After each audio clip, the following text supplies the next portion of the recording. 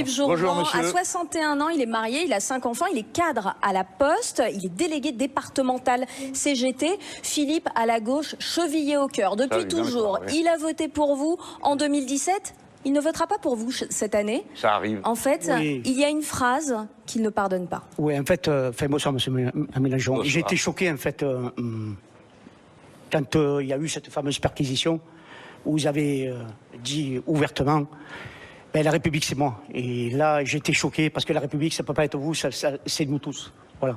La deuxième des choses, je voulais vous dire, c'est que je suis très surpris de votre comportement, notamment très agressif depuis 2017, qui a changé, qui a été modifié, bien modifié.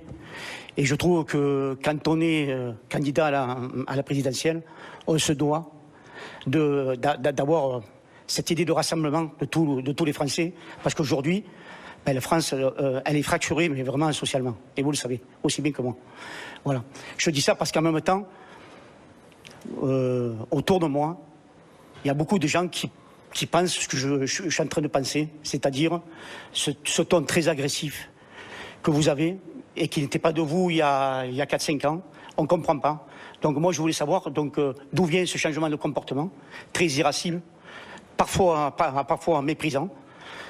Et je me dis que voilà, c'est pas possible qu'effectivement un candidat à la présidentielle ait cette posture-là. Voilà, donc je voulais savoir pourquoi ce changement-là. Voilà.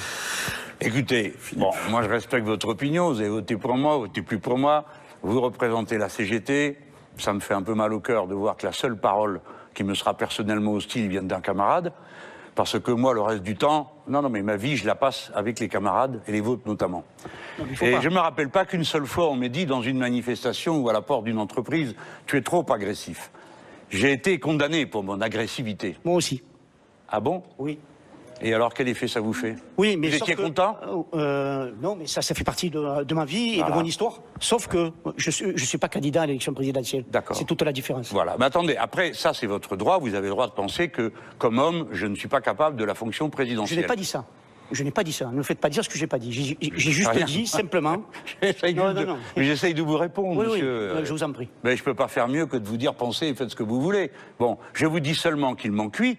Parce que si nous n'avions pas eu cet échange, je vous considérerais comme un camarade, un des miens, d'accord? Et moi, jamais de ma vie, je vous ferai des remarques sur la manière avec laquelle vous parlez à votre patron. Non, mais jamais. Non, mais monsieur Mélenchon, c'est pas par rapport à moi. Un délégué syndical aussi, il a des responsabilités. Oui, il représente ses camarades, il doit se tenir à un certain comportement. Bien sûr. Vous savez, ça m'étonnerait que les postiers CGT vous approuvent tous dans ce que vous êtes en train de faire. Mais je termine. Vous me reprochez une phrase, monsieur. Je pense que comme vous avez été condamné comme moi, moi j'ai été condamné pour rébellion. J'ai payé 8 000 € d'amende, 3 000 € à un policier qui faisait des cauchemars et qui a fait reconnaître le prix de sa douleur à 3 000 €, un autre à 1 000, un autre à 2 000, etc. On a payé tout ça. Donc je suis quitte du point de vue de la loi. Mais ce dont nous ne sommes pas quittes, et nous ne serons jamais quittes, c'est que ce jour-là, on a décidé d'envoyer 100 policiers perquisitionner 17 endroits et 17 personnes différentes, uniquement parce qu'elles appartenaient à la France insoumise et qu'elles avaient, certaines travaillé avec moi, d'autres pas. C'est un abus de pouvoir absolu. Le président du Sénat, Gérard Larcher, a dit à ce sujet que même le grand banditisme n'était pas traité de cette manière-là. Et la scène que vous décrivez, le moment que vous décrivez, où je réagis, vous, moi, on a notre petit cinéma personnel. Vous êtes à gauche, vous savez pourquoi. D'accord? Moi aussi. Je sais contre quoi je suis, avec qui je suis. D'accord? Moi, j'en suis certain. Vous n'auriez pas pris tous ces risques dans votre vie, sinon. Non, ça, mais bien sûr. Ça, on est d'accord. Moi, j'ai un gars en face de moi qui met la main sur son pétard et qui, en me montrant le petit truc bleu, blanc, rouge, comme ça, me dit « Monsieur, je suis armé ». Je pense qu'il voulait me dire « Je représente la loi et l'ordre », d'accord? Mais moi, je suis député, président d'un groupe d'opposition. À ce moment-là, quand je crie « La République, c'est moi », c'est ça dont je parle. Moi, député, président d'un groupe, opposant, la République, c'est moi.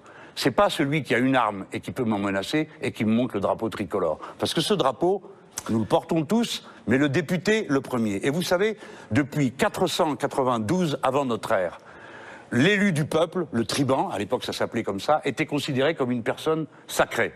Pourquoi? Parce qu'ils avaient fait une grève, à cause de gars comme vous, et qui ne voulaient plus bosser, étaient tous partis sur l'Aventin. Ils ont dit aux autres, ben, puisque vous êtes si malins, débrouillez-vous et montrez-nous ce que vous savez faire. Les autres ont dû céder, vous l'imaginez bien.